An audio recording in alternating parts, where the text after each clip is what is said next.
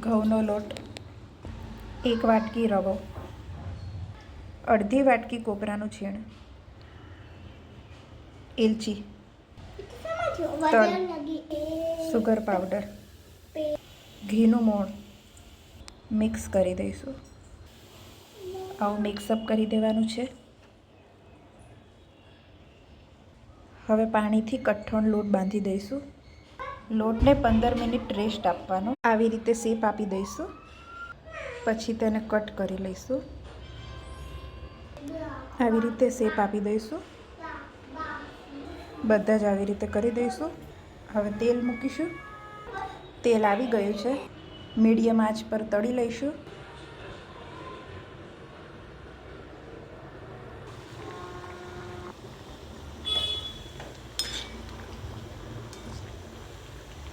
બંને બાજુથી તળી લઈશું. લાઇટ પિંક કલરના થાય એટલે આપણે લઈ લઈશું. તો રેડી છે આપણા બિસ્કિટ, જે છોકરાઓને પણ બહુ ભાવે અને મોટાઓને પણ બહુ ભાવે.